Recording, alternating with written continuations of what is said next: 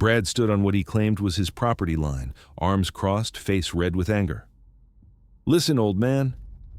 I've been maintaining this area for 20 years. It's mine now. Adverse possession. Look it up. And if you don't like it, sue me. But you'll lose." I looked at the fence he'd installed 3 months ago, a solid 6-foot privacy fence running parallel to where the actual property line was located. Except his fence was 8 feet onto my land. 8 feet of encroachment across a 100-foot boundary. 800 square feet of my property he'd simply decided to claim. "Brad, I'm a land surveyor. I've been one for 45 years. That fence is 8 feet onto my property, and you haven't been here 20 years. You moved in 5 years ago. I have the documentation. Your documentation means nothing. Possession is 9/10 of the law. I've been mowing this grass, maintaining this area, treating it as mine. That makes it mine under Connecticut adverse possession law, and there's nothing you can do about it." He turned and walked back toward his house, dismissing me completely. I stood there looking at his fence, his extended driveway that now curved onto my land, and the storage shed he'd built last summer that sat partially on my property. All of it encroachment, all of it illegal, and all of it documented in files Brad didn't know existed. My name is Walter Harrison. I'm 70 years old. For 45 years, I worked as a civil engineer and licensed land surveyor in Connecticut, specializing in property boundary determination, easement analysis, and resolving boundary disputes.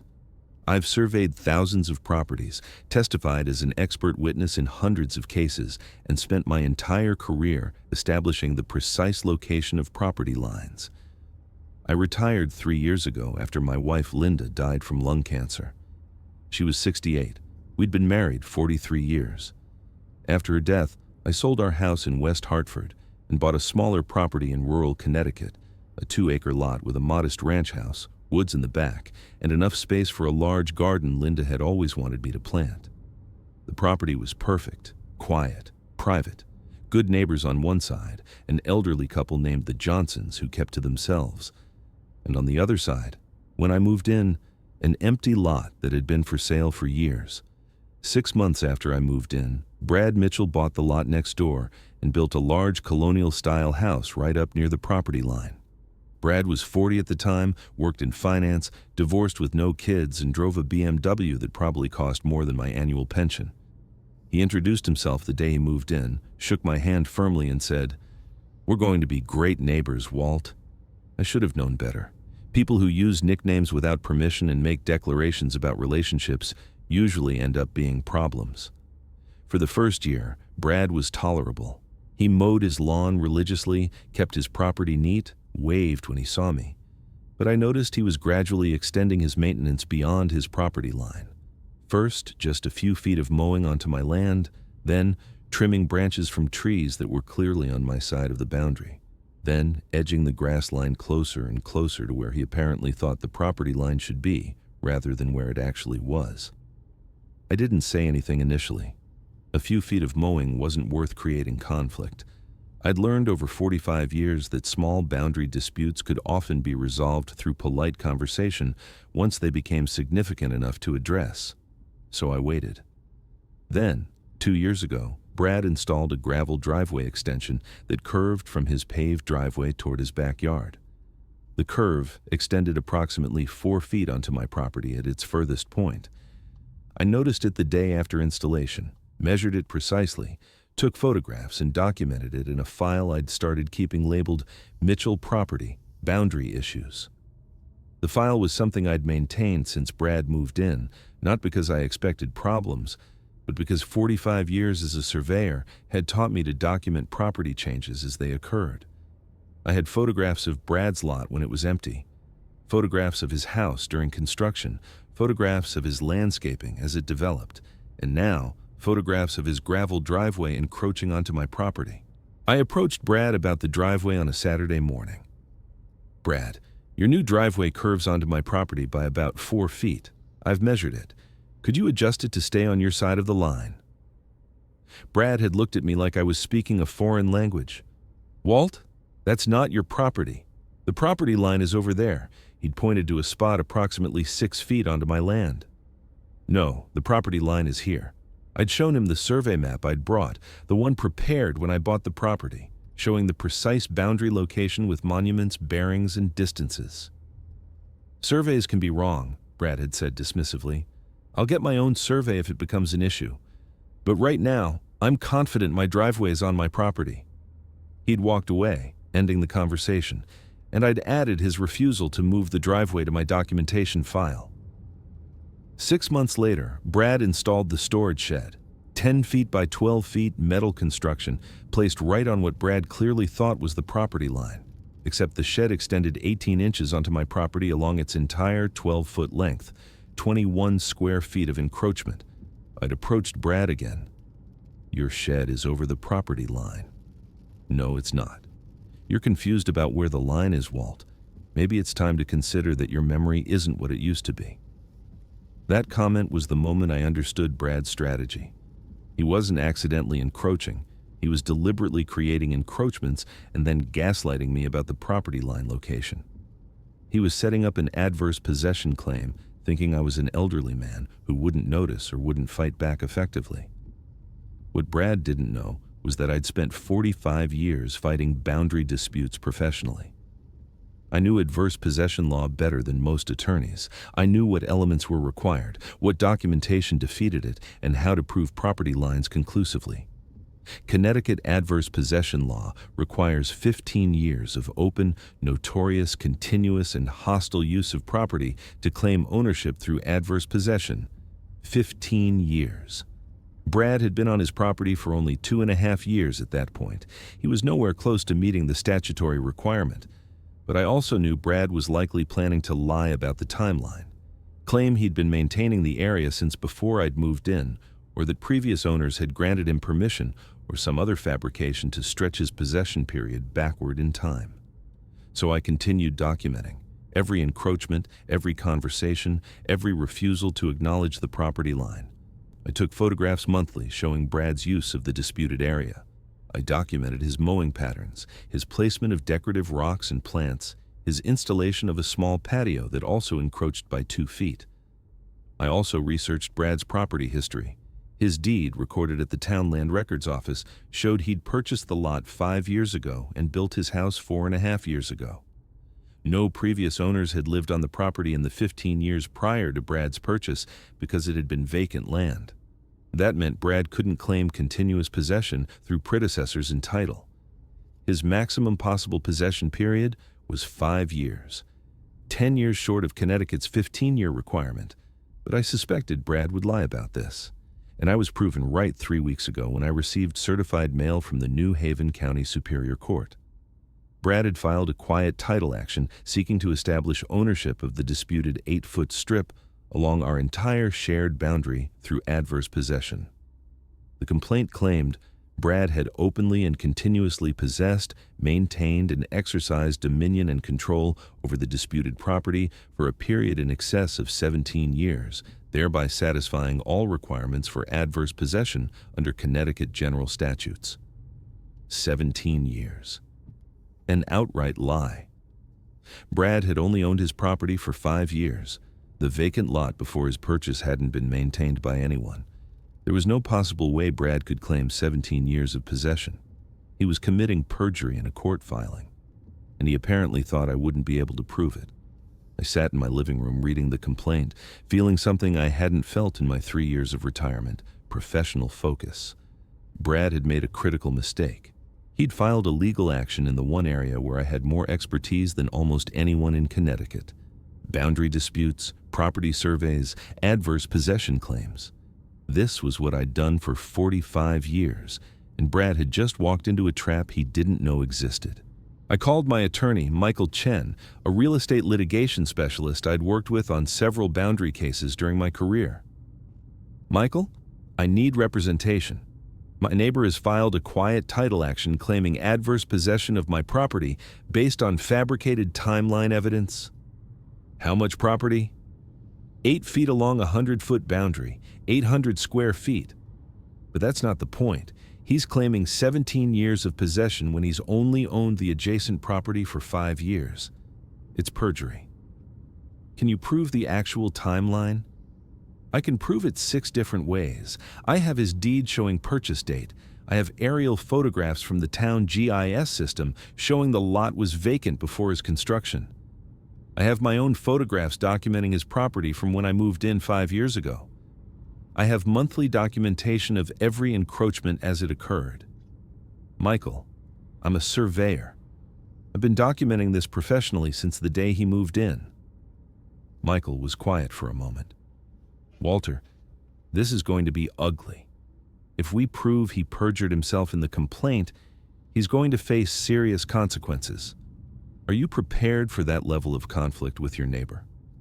He started this conflict when he decided to steal my property. I'm going to finish it properly. We scheduled a meeting for the following week to review my evidence and plan our response. In the meantime, I spent several days organizing my documentation into a comprehensive timeline with supporting evidence for every claim. I started with the aerial photographs from the Connecticut Environmental Conditions online database, showing Brad's lot from the year before he purchased it through the present.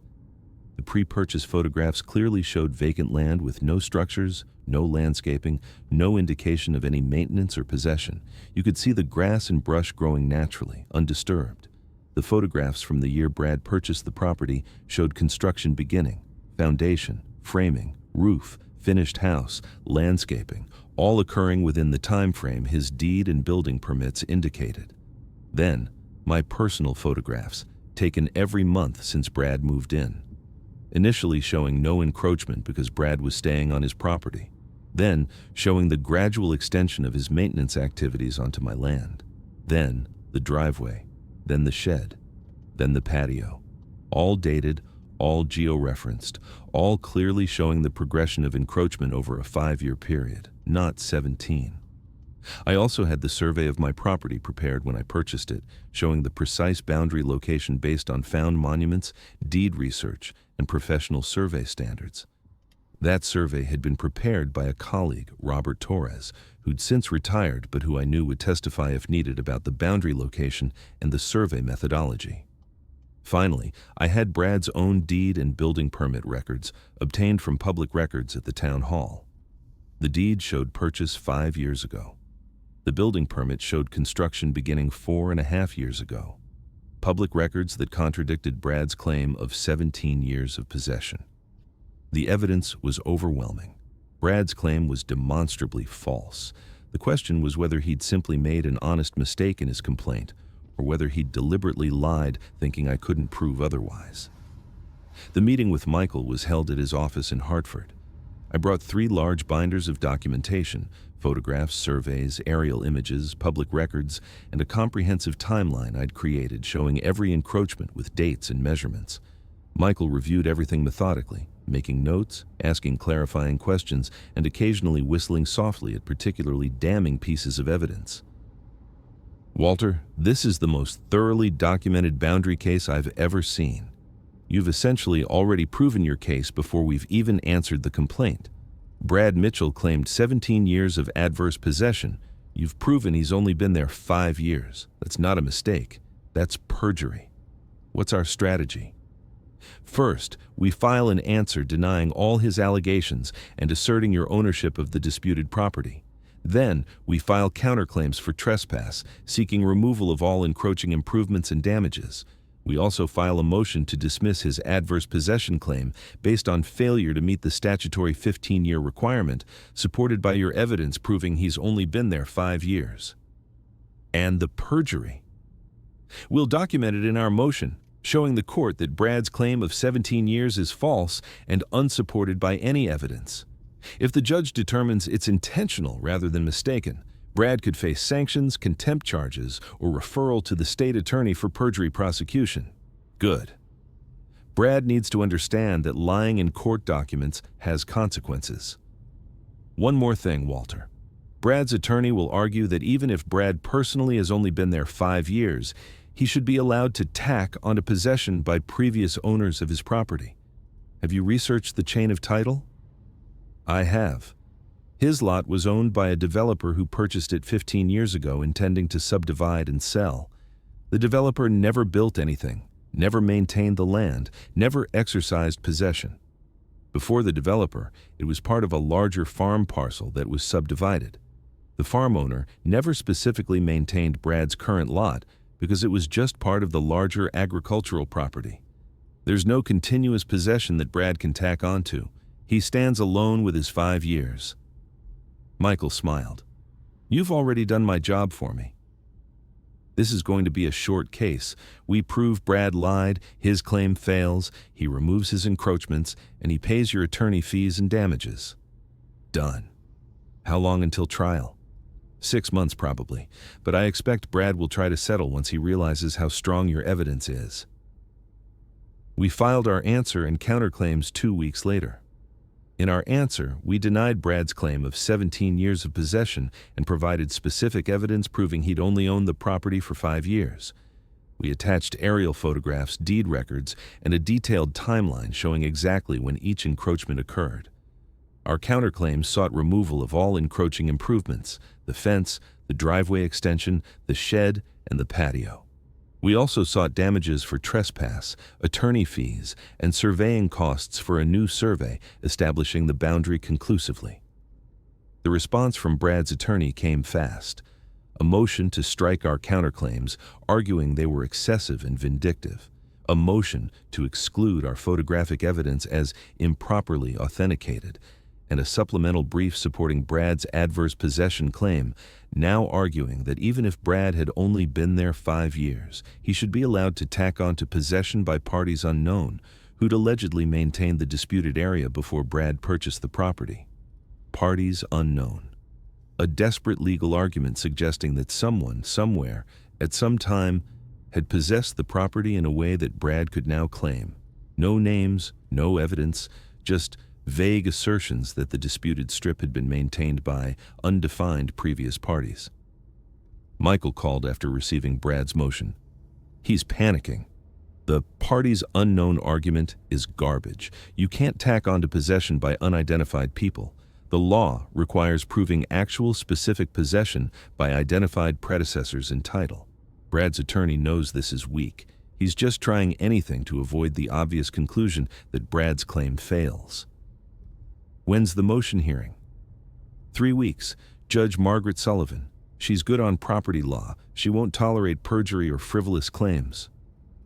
The 3 weeks passed slowly. I continued my normal retirement activities: gardening, reading, volunteering at the local library. But part of my mind was always on the case, reviewing evidence, anticipating arguments, preparing for what came next. Brad avoided me completely during this time. If he saw me outside, he'd go back inside his house. If we happened to be checking mail at the same time, he'd wait until I left. He knew he was in trouble. He just didn't know how much trouble yet. The motion hearing was scheduled for a Friday morning. I arrived at the courthouse early with Michael. Brad and his attorney, a man named David Foster, arrived separately. We took seats on opposite sides of the courtroom gallery, not acknowledging each other. Judge Sullivan took the bench at exactly 9 o'clock. She was in her late 50s, with gray hair and the no-nonsense demeanor of someone who'd spent decades in courtrooms dealing with frivolous litigation. I've reviewed the complaint, answer, counterclaims, and all motions, Judge Sullivan began. Mr. Foster, your client claims 17 years of adverse possession. Mr. Chen's client has provided evidence that Mr. Mitchell has only owned the adjacent property for 5 years. Can you explain this discrepancy? Foster stood. Your Honor, my client believes the adverse possession period should include maintenance by previous parties who possessed the disputed area before Mr. Mitchell's purchase. Can you identify these previous parties? Not specifically, Your Honor.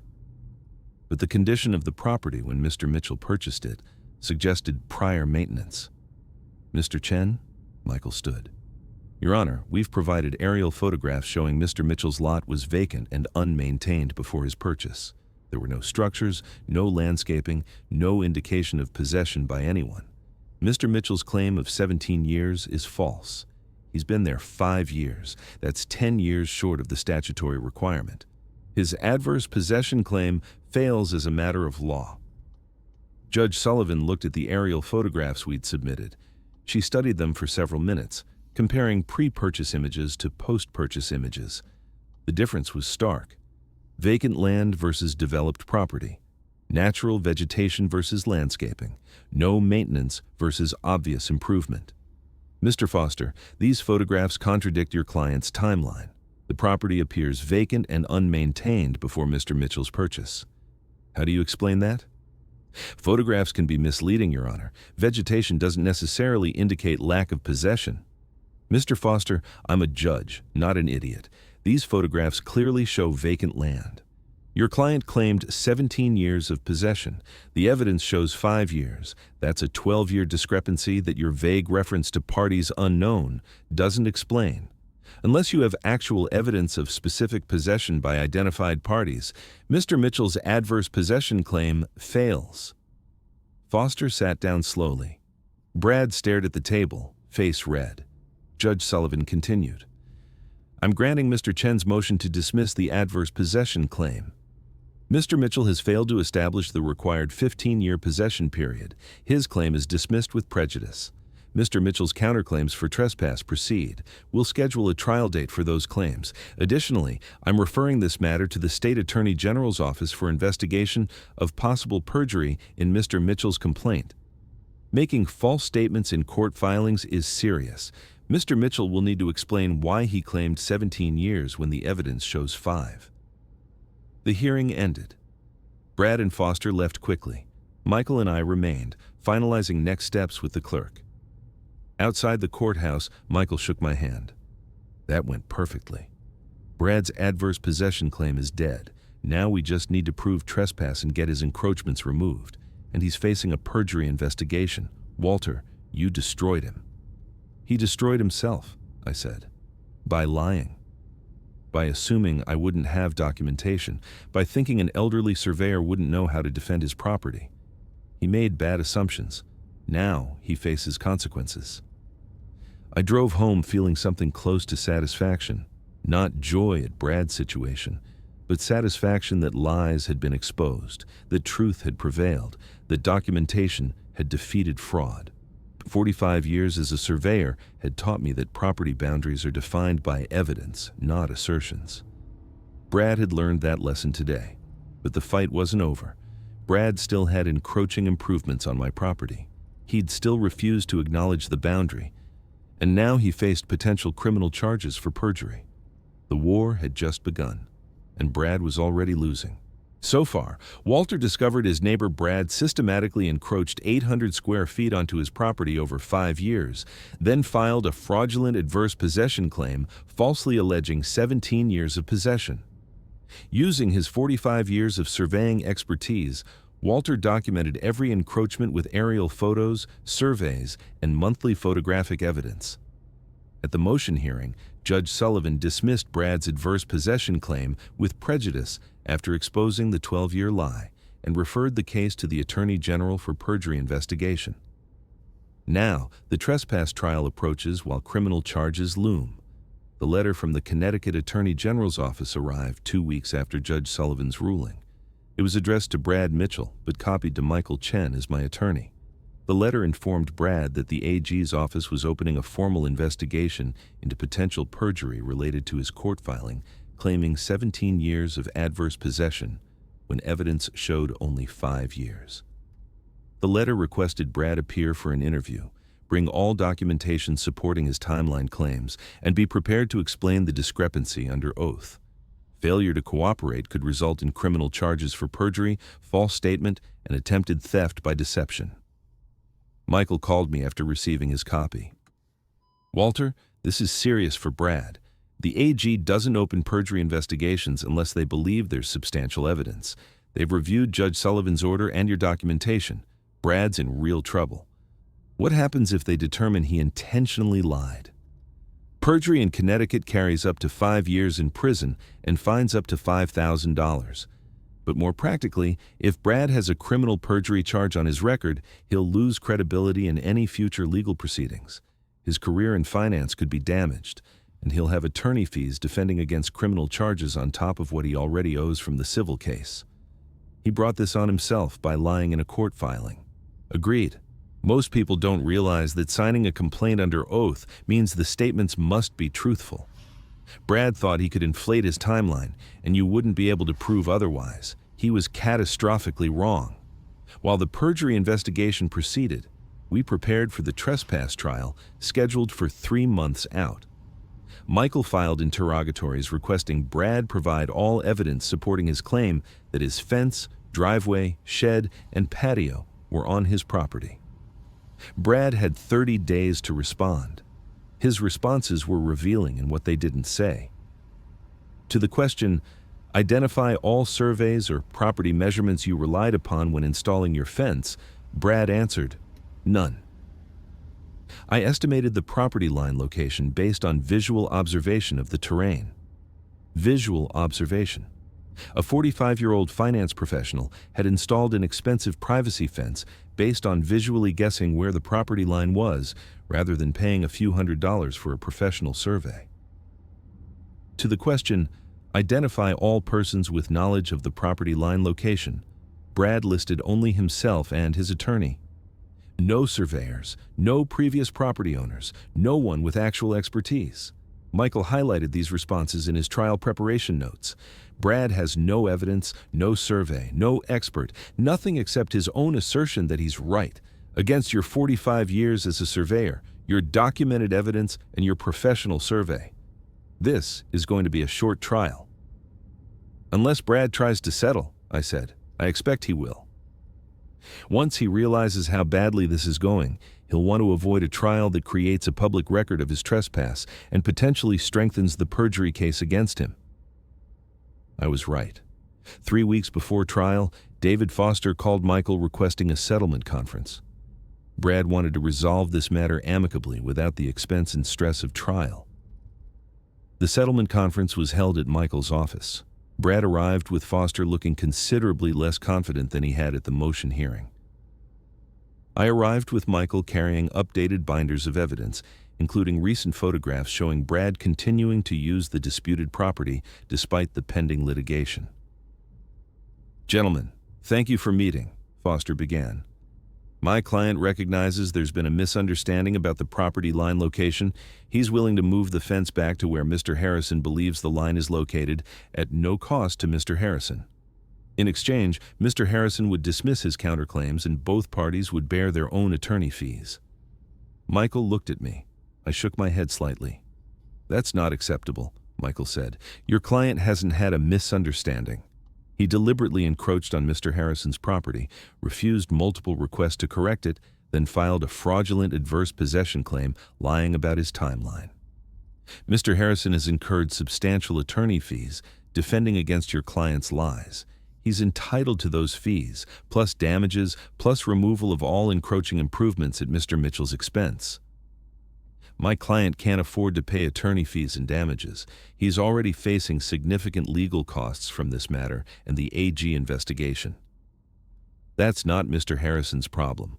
Your client created this situation through his own actions. He can resolve it by accepting responsibility and paying appropriate damages." Foster looked at Brad. Brad looked at the table. Neither spoke for a long moment.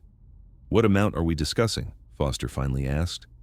$35,000. That covers Mr. Harrison's attorney fees to date, estimated costs for a new survey establishing the boundary line with permanent monuments, and damages for 5 years of trespass.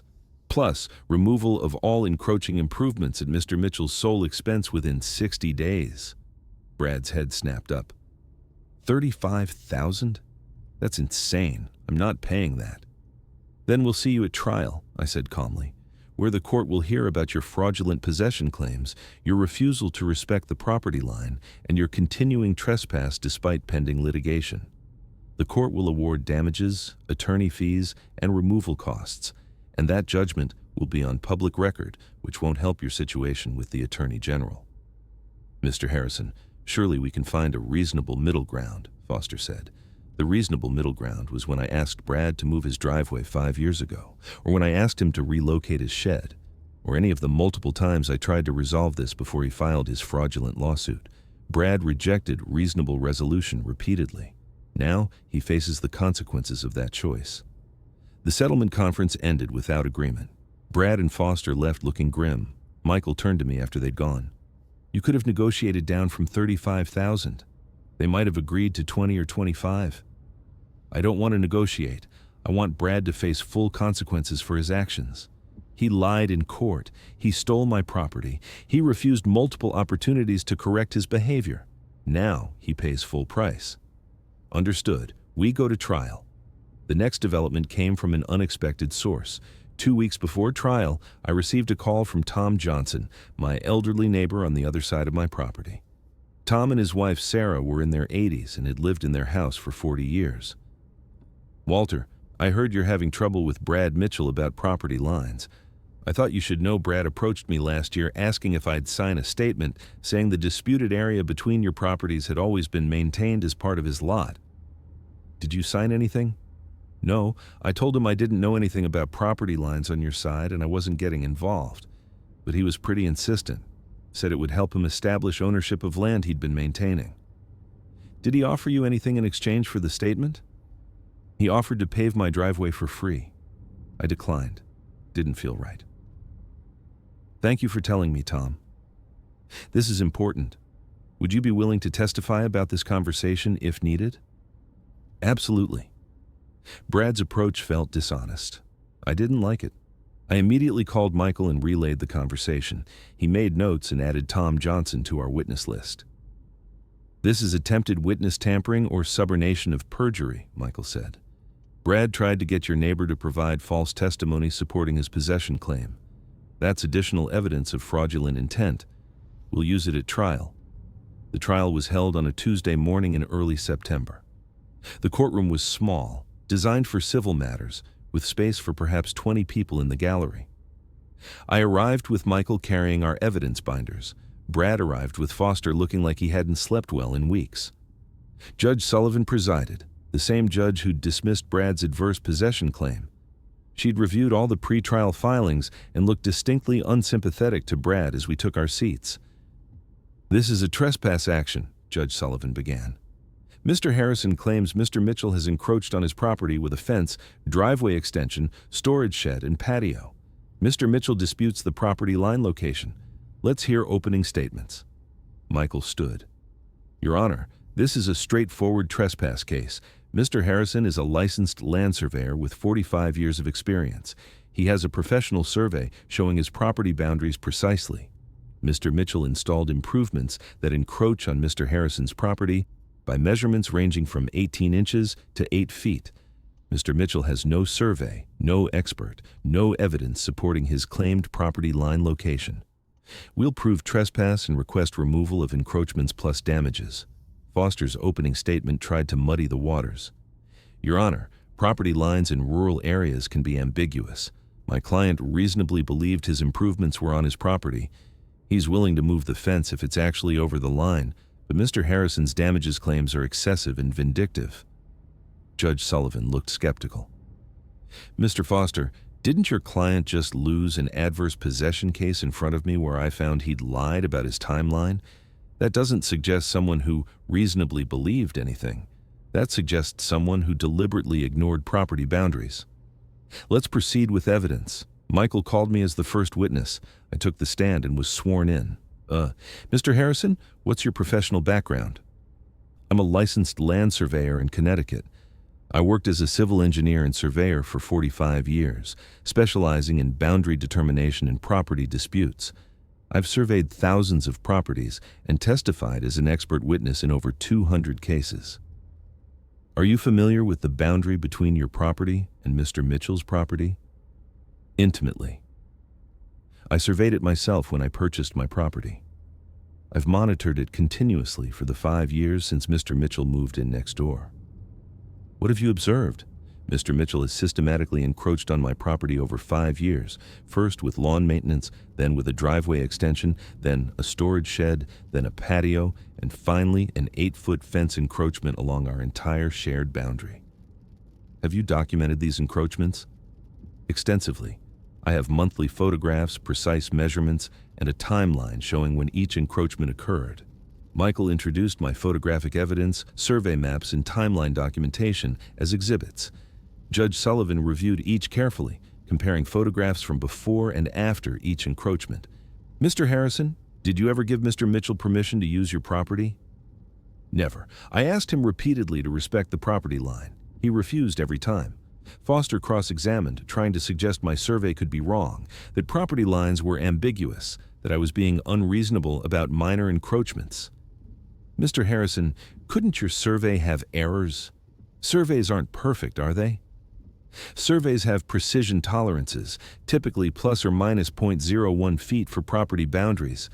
Mr. Mitchell's fence is 8 feet over the line. That's 800 times the survey error tolerance. There's no survey error that explains an 8-foot discrepancy.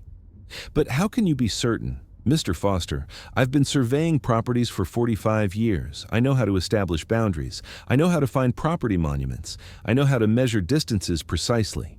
Mr. Mitchell's improvements are unquestionably on my property. There's no ambiguity. Foster tried a few more questions but made no progress. Professional expertise backed by comprehensive documentation is difficult to cross-examine effectively. Michael called Robert Torres, the surveyor who'd prepared my property survey when I purchased it. Robert was 72, retired, but still sharp on technical matters. Mr. Torres, you surveyed Mr. Harrison's property 5 years ago. What methodology did you use? Standard boundary survey methodology.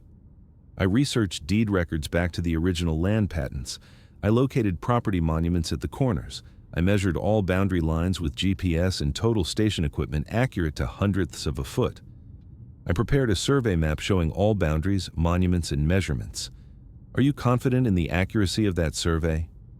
Completely.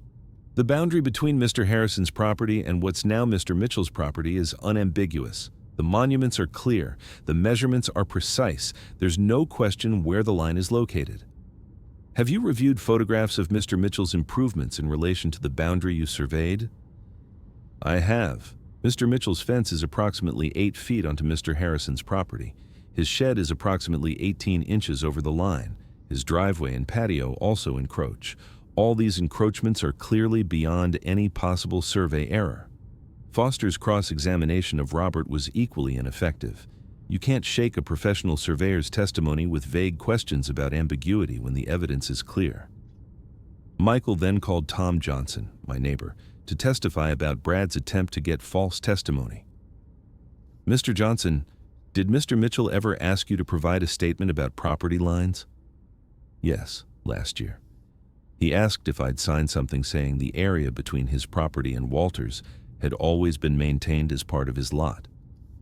Did you know whether that was true? No, I had no idea about property lines on that side. I told Brad I wasn't getting involved.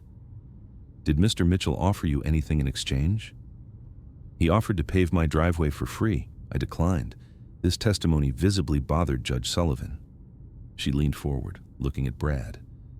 Mr. Mitchell, did you attempt to get Mr. Johnson to provide false testimony about property boundaries? Brad stood awkwardly. I just asked if he knew anything about the boundary history. Did you offer to pave his driveway in exchange for a statement? I offered as a neighborly gesture. That's not what I asked. Did you offer payment in exchange for testimony? Brad sat down without answering. Judge Sullivan made a note. Foster called Brad as his only witness. Brad testified that he'd believed the fence was on his property, that he'd measured it himself, that he'd acted in good faith. Under Michael's cross-examination, Brad's testimony fell apart. Mr. Mitchell, you testified you measured the property line yourself. What tools did you use? I just used a tape measure and estimated based on where I thought the line was. You didn't hire a surveyor? No. You didn't consult a survey? No. You didn't locate any property monuments? No. So your testimony is that you installed an expensive fence based on guessing where the line was without any professional verification. I thought I was right. But you weren't right, were you? Mr. Harrison's survey shows your fence is 8 feet onto his property. I dispute that survey. On what basis? Do you have surveying expertise? No, but do you have any professional qualifications to dispute a licensed surveyor's work? No. Then what basis do you have for disputing it? Brad had no answer. Michael let the silence stretch uncomfortably before sitting down. Judge Sullivan called a 15-minute recess, then returned with her ruling. I've reviewed all evidence. Mr. Harrison has proven by clear and convincing evidence that Mr. Mitchell's improvements encroach on his property. Mr. Harrison provided expert testimony from 2 licensed surveyors, comprehensive photographic documentation, and precise measurements. Mr. Mitchell provided only his own unsupported belief that he was correct. She paused, reviewing her notes. I find Mr. Mitchell guilty of continuing trespass on Mr. Harrison's property.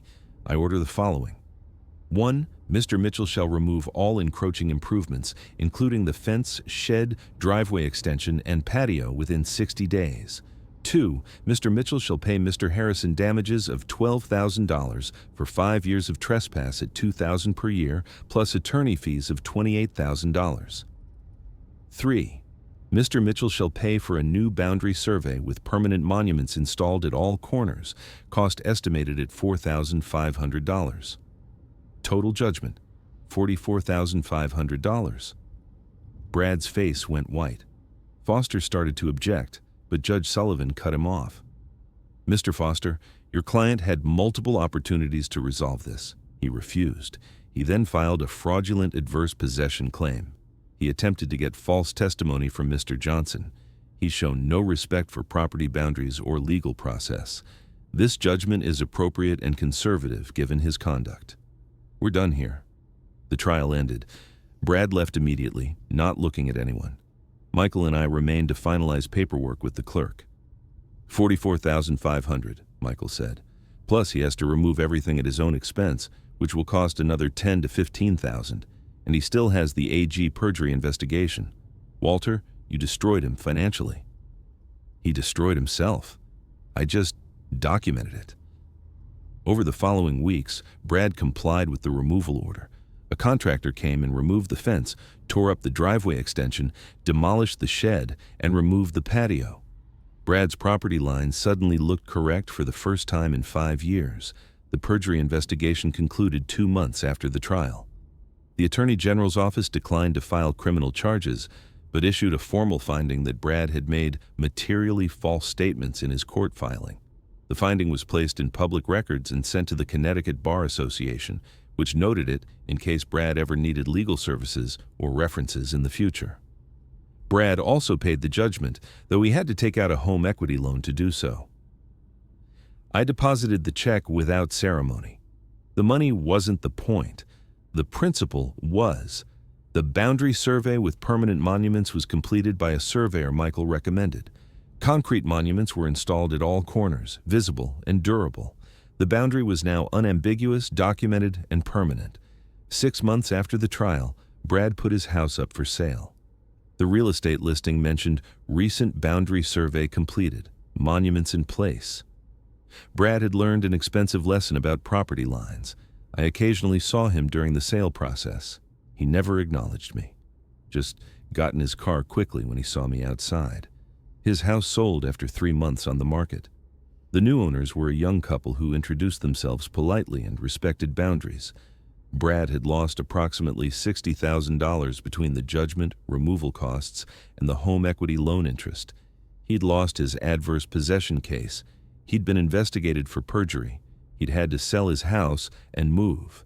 All because he'd tried to steal 800 square feet from someone he assumed wouldn't fight back. He'd assumed wrong. And assumptions against a professional land surveyor with 45 years of experience in boundary disputes proved very, very expensive. So far, Walter exposed Brad's fraudulent 17-year adverse possession claim using 45 years of surveying expertise and comprehensive documentation. After Judge Sullivan dismissed Brad's claim and referred him for perjury investigation, the trespass trial resulted in a $44,500 judgment plus removal of all encroachments.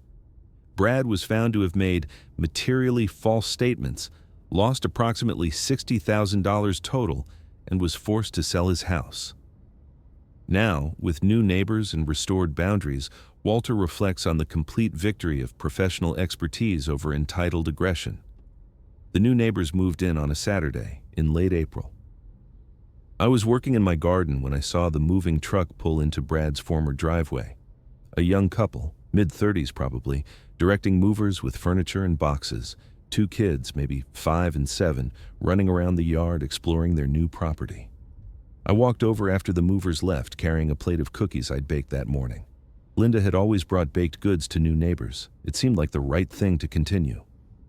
"Hi, I'm Walter Harrison. I live next door. Welcome to the neighborhood." The man shook my hand firmly.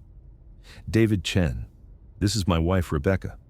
Those two whirlwinds are Emma and Michael. Thank you for the cookies. I hope you'll be happy here. It's a quiet area, good schools, nice people mostly." Rebecca smiled. "We love it already. Much better than our apartment in Hartford. The kids are thrilled to have a yard. If you need anything, recommendations for contractors or services, I'm happy to help. I've been here 5 years." "Actually," David said, "we noticed the property survey was very recent. The listing mentioned new boundary monuments. That's unusual. Most properties don't have such thorough surveys. Any particular reason?" I considered how much to explain, then decided honesty was better than mystery. "The previous owner and I had a boundary dispute. He encroached on my property with various improvements. We ended up in court. The judge ordered a new survey with permanent monuments to ensure there would be no future disputes. Those concrete markers at the corners show exactly where your property ends and mine begins." "Ah," David said. "That explains why the listing emphasized the survey. I'm glad it's already settled. We have no interest in boundary disputes. Those monuments are perfect. We'll respect them completely." "I appreciate that, and I suspect you'll find living here much more pleasant than the previous owner did." Over the following months, David and Rebecca proved to be excellent neighbors. They respected the property line meticulously. They kept their lawn maintained, didn't encroach even an inch, and when they built a swing set for their kids, David called me first to make sure it was entirely on his property. "I used a measuring tape from the monument to make absolutely sure," David told me. "The swing set is 3 feet inside our boundary. I don't want any confusion." "I appreciate your consideration, David." That's how neighbors should act. We heard stories from people in town about the previous owner, about how he tried to steal your property through adverse possession. People said you're some kind of surveying expert who destroyed him in court. Is that true? "I'm a retired land surveyor. I documented his encroachments and defended my property through proper legal channels. Brad chose to lie about his timeline. That didn't work out well for him. Well, we're grateful he's gone and we're here. And we're grateful the boundaries are crystal clear. Makes life much simpler. The relationship with the Chens was everything my relationship with Brad should have been, but never was. Respectful, friendly, based on clear understanding of boundaries, both physical and social. Their kids would occasionally kick a ball onto my property while playing. They'd knock on my door politely, ask permission to retrieve it, and thank me. Simple courtesy that Brad had never shown. About 6 months after the Chens moved in, I received a call from Tom Johnson, my elderly neighbor on the other side. "Walter, I have a friend in town who's having a property dispute with his neighbor, very similar to what you dealt with. His neighbor built a garage partially on my friend's land and is now claiming adverse possession. I told him about your case and how you handled it. Would you be willing to talk to him, maybe give some advice?" "Of course. Have him call me." The friend, George Martinez, called that evening. He was 74, retired teacher, dealing with a neighbor who'd built a 2-car garage that encroached 4 feet onto George's property. The neighbor says he's been there 12 years maintaining that area. He filed a quiet title action claiming adverse possession. I don't know what to do. I can't afford an expensive lawyer. "George, first question. Do you have a survey of your property?" "Yes, from when I bought the house 30 years ago." "Good. That establishes your boundary." Second question. Do you have any photographs or documentation showing when the garage was built?" "I have some old photos from family gatherings. The garage might be visible in the background." "Excellent. Here's what you need to do. First, gather all your documentation. Survey, photographs, any communication with the neighbor about the boundary. Second, contact an attorney who specializes in real estate litigation. I can recommend Michael Chen if you want. Third, understand that Connecticut requires 15 years for adverse possession. If your neighbor's only been there 12 years, his claim fails automatically regardless of other factors. "But he says he's been maintaining the area since before he built the garage." That's probably a lie, just like my neighbor's claim of 17 years when he'd only been there 5. You need to prove the actual timeline with documentation, photographs, deed records, building permits. The truth will defeat his lies, but you need evidence. I don't know if I can do all this. I'm not like you. I'm not a surveyor. George, you don't need to be a surveyor. You need to be organized and thorough. Document everything. Take current photographs showing the encroachment. Measure the distances. Create a timeline. Then let a good attorney use that evidence in court. The law protects property owners who defend their boundaries properly. I spent an hour on the phone with George, explaining the process, recommending resources, and giving him Michael Chen's contact information. 2 weeks later, Michael called me. Walter, I'm representing George Martinez in a boundary dispute. He said you referred him. I just wanted to say thank you. His documentation is excellent, and the case looks very winnable. He credited you with giving him the confidence to fight back. I just explained the process. George did the work. You did more than that. You showed him that elderly property owners don't have to be victims of aggressive neighbors, that expertise and documentation can defeat bullies. That's valuable. Over the following year, I helped 3 more people in similar situations.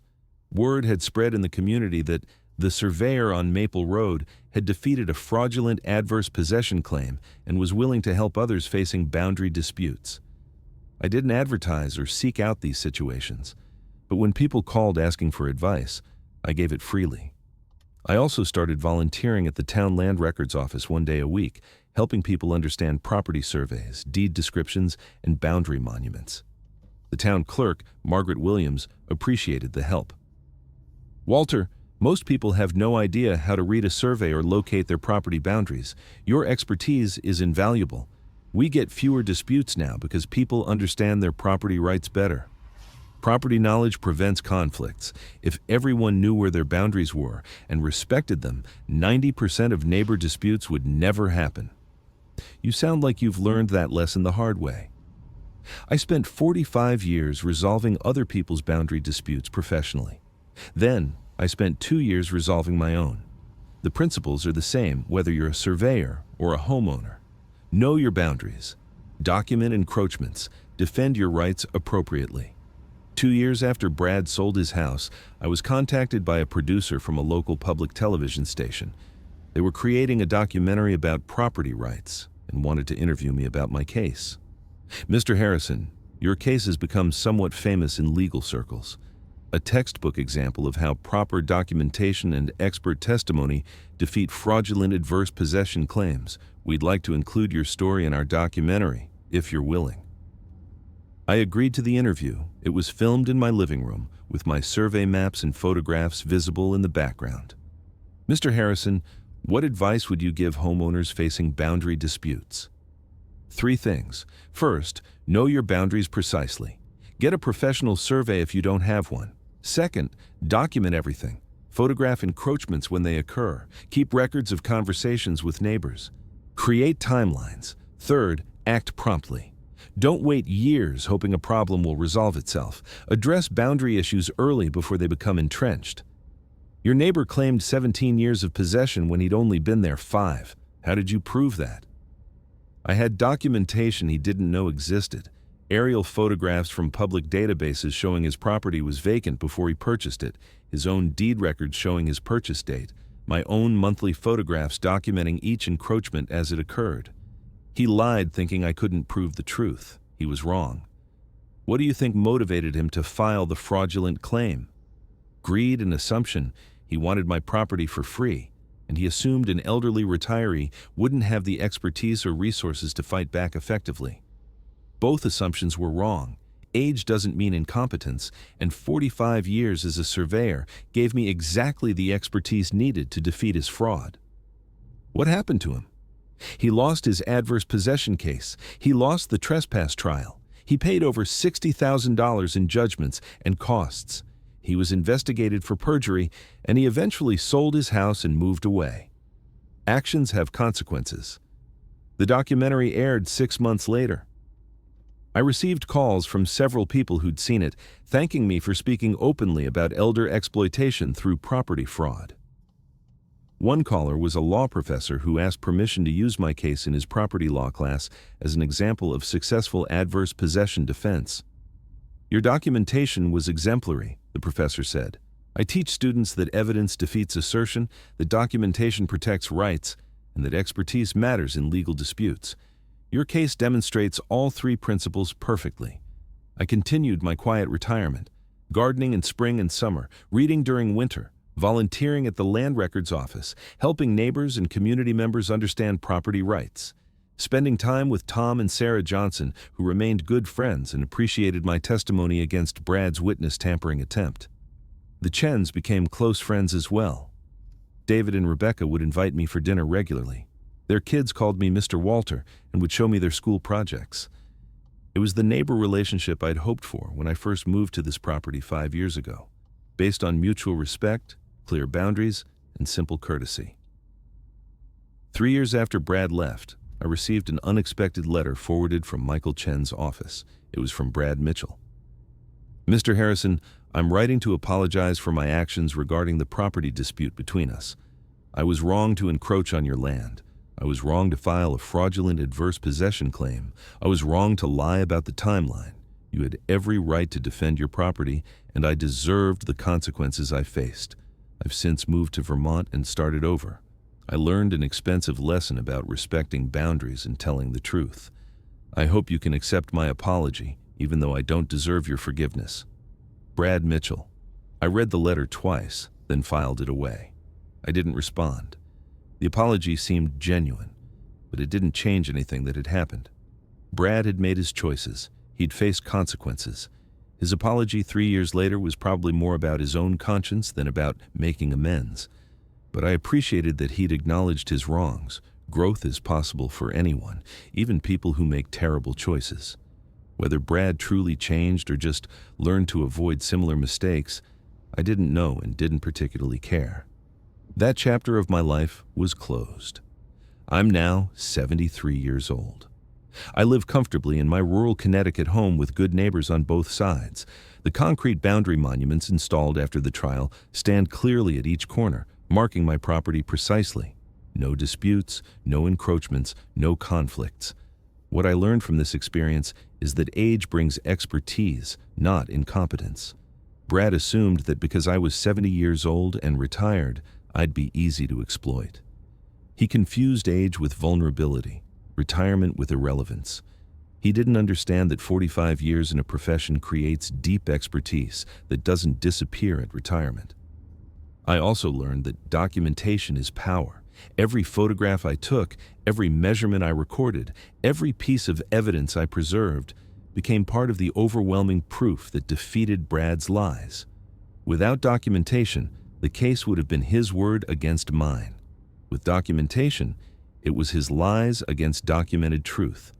Truth won decisively. Third, I learned that property rights must be defended actively. Hoping a boundary dispute will resolve itself only allows encroachments to become entrenched. Brad counted on me being passive, accepting his encroachments without fighting back. When I fought back effectively, his entire scheme collapsed. Finally, I learned that legal systems work when good evidence is properly presented. Judge Sullivan didn't rule in my favor because she liked me better than Brad. She ruled based on evidence, professional surveys, expert testimony, comprehensive documentation, clear proof that Brad had lied about his timeline and trespassed on my property. The system worked because I used it correctly. If you're facing similar boundary disputes, if aggressive neighbors are encroaching on your property, if someone is attempting adverse possession fraud, remember this: you don't need to be a surveyor to defend your rights. You need to be organized, thorough, and willing to seek professional help. Get a survey. Document encroachments immediately. Photograph everything. Create timelines. Keep records of all communications. Then hire a good real estate attorney and let them use your evidence to defend your property rights. Don't let anyone tell you that you're too old to fight back, too confused to understand property law, or too weak to defend your boundaries. Age brings wisdom and experience. Use them. Brad Mitchell assumed I was a helpless elderly man he could bully into submission. He learned the hard way that assumptions about elderly people are often catastrophically wrong. 70 years old doesn't mean incompetent. Retired doesn't mean irrelevant. Quiet doesn't mean weak. I spent 45 years as a professional land surveyor.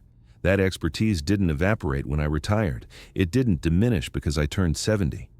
It was still there, ready to be deployed when some entitled finance professional thought he could steal my property through lies and aggression. Brad paid $60,000 learning that lesson.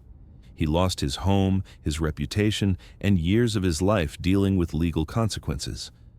All because he assumed wrong. I paid nothing except attorney fees, which Brad was ordered to reimburse.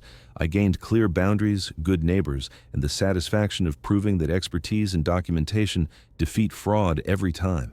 The concrete monuments still stand at my property corners, permanent, visible, undeniable proof of boundaries that are no longer disputed. When I look at them, I feel satisfaction. Not because I defeated Brad, but because I defended what was mine using the skills I'd spent a lifetime developing. Every few months, I walk my property line, checking the monuments, observing the boundaries, ensuring everything remains clear and undisputed. It's a habit from 45 years of surveying. Check the boundaries, verify the monuments, maintain awareness. The Chens respect those boundaries perfectly. Their kids play right up to the line, but never cross without permission. David mows his lawn to the exact boundary, and no further. Rebecca planted flowers 3 feet inside their property line to ensure no confusion. That's what good neighbors do. I still volunteer at the land records office. I still help community members understand surveys and property rights. I still answer calls from people facing boundary disputes. Because I learned something important from this experience. Expertise has value beyond professional practice. Knowledge accumulated over 45 years can help others even after retirement. Brad Mitchell tried to steal my property. He failed spectacularly. And in failing, he taught me that the skills I'd spent a lifetime developing still mattered, still had power, still could defeat fraud and protect rights. I'm 73 years old. I've been retired for 6 years. I live alone in a house surrounded by clearly marked boundaries and respectful neighbors. I sleep well at night knowing I defended what was mine, using expertise Brad never imagined I possessed. That's not revenge. That's not even victory in the competitive sense. It's simply the satisfaction of using professional knowledge to protect property rights, of proving that documentation defeats lies, of showing that age brings expertise, not vulnerability. Brad Mitchell learned these lessons at tremendous cost. I learned them through 45 years of professional practice. The difference between us wasn't age or resources. It was integrity, expertise, and respect for truth. Boundaries matter, documentation matters, expertise matters, and people who try to exploit others based on age stereotypes learn these lessons the hard way. I'm grateful for my 45 years as a surveyor. Those years gave me skills that protected my property when it mattered most. They gave me knowledge that helps others facing similar exploitation. And they gave me satisfaction that comes from knowing your life's work has lasting value. The concrete monuments stand permanent and clear. The boundaries are undisputed. The neighbors are respectful. And I live peacefully in the home I defended successfully against someone who underestimated me completely. That's exactly how it should be. And that's exactly how it will remain.